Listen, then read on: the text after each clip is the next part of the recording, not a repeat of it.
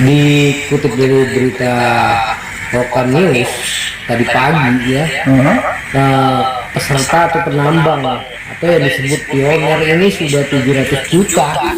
Halo sahabat YouTube, kembali lagi di channel YouTube saya. Terima kasih bagi teman-teman yang selalu mensupport channel YouTube ini. Semoga channel ini bisa selalu memberikan informasi yang mengedukasi Anda semua.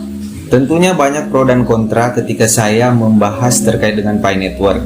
Kenapa demikian? Karena banyak yang mengatakan bahwa Pi Network ini adalah uang digital. Ada juga yang setuju dengan Pi Network ini menjadi aset kripto. Tetapi pada dasarnya, pada prinsipnya sesuai dengan aturan negara bahwa status dari koin cryptocurrency adalah aset kripto, dan bukan hanya di Indonesia tapi ada beberapa negara dan mungkin banyak negara di luar sana, lebih khususnya juga di Amerika Serikat.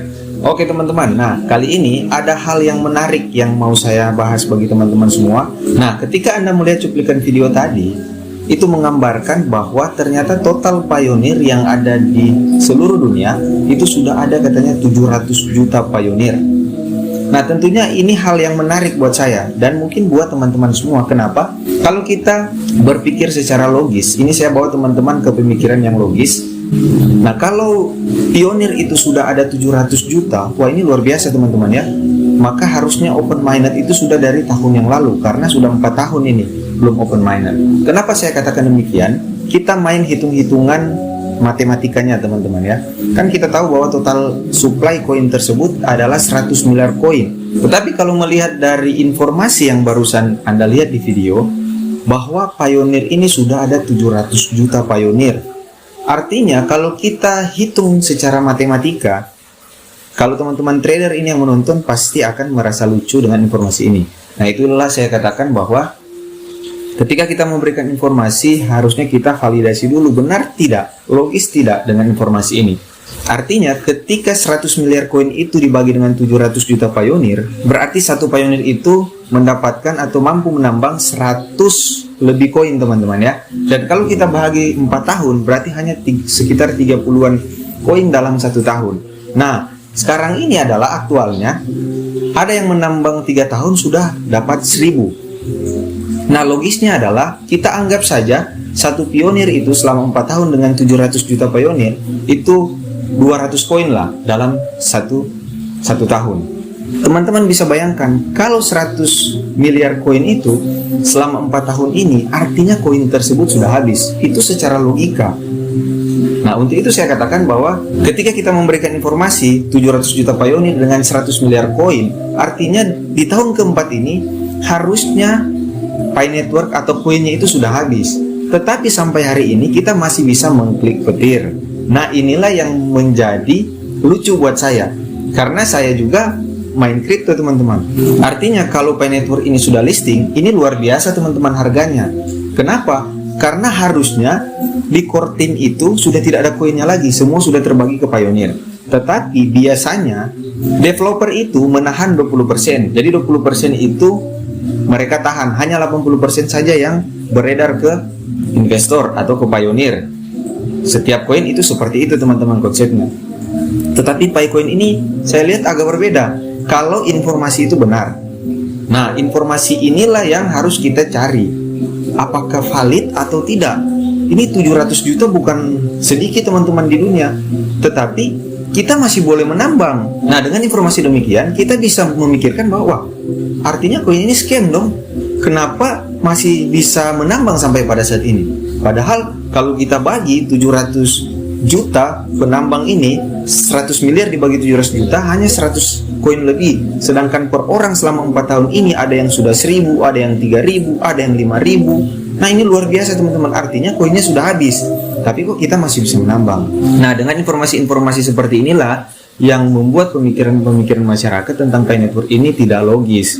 Kenapa? Kok bisa 700 juta pioneer koinnya masih tetap ada? Harusnya kan sudah habis, sudah 4 tahun ini teman-teman. Kalau kita bagi 4 saja hanya 30-an lebih koin di satu pioneer. Kan ini hal yang tidak mungkin. Nah, inilah informasi-informasi yang menurut saya agak aneh sih, kalau menurut saya, karena saya juga main di Indodax teman-teman ya.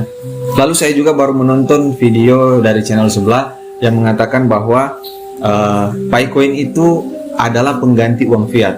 Waduh, ini hoax terbesar yang pernah saya lihat. Kenapa saya katakan hoax terbesar? Karena teman-teman, secara undang-undang yang diakui itu adalah rupiah. Nah, mungkin maksud dari itu pengganti uang fiat secara dunia atau mungkin di Amerika karena proyek ini berdiri di Amerika. Tetapi kalau mau dikatakan menyeluruh itu tidak mungkin. Mungkin beliau tidak melihat white papernya. Selalu saya katakan bahwa kita harus melihat roadmapnya atau white papernya. Di fase 3 mainnet itu jelas sekali dikatakan bahwa ketika open mainnet nanti akan listing ke bursa atau exchanger dan aplikasi Pi Network sendiri itu akan dihilangkan. Tidak ada lagi penambangan teman-teman ketika open mainnet. Itu jelas di fase 3 mainnet. Teman-teman baca sendiri di roadmapnya. Jadi harusnya kita memberikan informasi itu sesuai dengan yang ada di aplikasi. Kalau kita melihat di Pibros itu sudah banyak sekali proyek-proyek yang ada. Nah, ini sangat baik menurut saya, ini baiknya luar biasa teman-teman. Kenapa? Karena baru di koin kripto ini yang memiliki proyek yang luar biasa. Nah, di proyek Pi tersebut kita bisa menggunakan yang namanya Pigo Travel. Ini luar biasa, ada Pimol di sana. Jadi kita bisa berbelanja dengan menggunakan koin Pi. Itu sebenarnya tidak ada masalah. Yang menjadi masalah di sini adalah regulasi kita di Indonesia. Dan ada yang bertanya, "Bang, menurut Abang bagaimana sih supaya itu bisa dilegalkan di Indonesia?" Sebenarnya yang harus kita lakukan itu kan ada petinggi-petinggi pionir di sini. Kenapa tidak audiensi dengan pemerintah? Kenapa tidak melakukan konsolidasi dengan pemerintah? Nah, coba dilakukan konsolidasi. Bahas tentang Pi Network ini. Ini roadmapnya, ini nanti akan begini, dan sudah banyak proyek-proyek yang masuk, terutama Pitoko juga sudah masuk di sana. Nah, harusnya ini menjadi bahan pembicaraan dengan pemerintah pusat, terutama Bank BI, agar Bank BI juga bisa menganalisa. Tidak ada yang tidak mungkin sebenarnya teman-teman. Tetapi bagaimana cara kita beraudiensi dengan pemerintah? Nah, sekarang ini adalah kita memberikan informasi-informasi yang di luar dari roadmap, di luar dari white paper, sehingga menjadikan bias di luar sana, pemikiran-pemikiran orang awam di luar sana, wah, kalau saya nambang nanti saya bisa beli mobil, saya bisa beli pesawat terbang, saya bisa beli ini, saya bisa kaya raya, saya bisa kalahkan Raffi Ahmad, saya bisa kalahkan Baim Wong. Nah, itulah stigma yang terjadi di masyarakat saat ini. Nah, ini yang tidak boleh sebenarnya teman-teman. Kenapa? Karena nanti ketika listing di exchanger dan harganya fluktuatif, nah ini akan membuat kekecewaan dari para pionir juga. Apalagi pionir-pionir yang membahas tentang Pi Network ini yang tidak logis. Nah, sebenarnya saya sudah katakan bahwa saya tidak pernah membenci dengan Pi Network ini. Malah saya support, tetapi di rel yang benar. Edukasi yang kita berikan itu sesuai dengan regulasi yang ada di Indonesia, yaitu menjadi aset kripto, bukan sebagai uang digital. Nah, memang cryptocurrency itu namanya uang digital, tetapi diakui, bahkan dunia mengakui masih sebatas aset. Kenapa? Karena banyak negara, terutama Amerika Serikat, kalau teman-teman melihat Bitcoin yang dulunya hampir 1 miliar teman-teman, itu mendapatkan sentimen ekonomi dari Amerika sendiri. Kenapa? Karena disebutkan di situ bahwa mengancam dolar yang ada di Amerika. Nanti dolar katanya tidak akan berlaku lagi, sehingga mendapat sentimen kuat dari Amerika Serikat, dan akhirnya Bitcoin juga turun. Nah, teman-teman, dari mana saya tahu informasi ini? Teman-teman menonton Bloomberg TV, menonton CNBC, di situ banyak berita-berita ekonomi yang membahas tentang Bitcoin. Nah, kalau memang Picoin ini adalah uang digital, harusnya di TV-TV internasional pun sudah membahas tentang yang namanya Pi Network ini. Oke teman-teman, mudah-mudahan video kali ini bisa bermanfaat. Teman-teman bisa mendapatkan informasi terkait dengan Pi Network itu hanya ada di aplikasi Pi Network sendiri, aplikasi Pibros, dan juga Twitter dari Core Team sendiri. Oke teman-teman, sekian dari saya.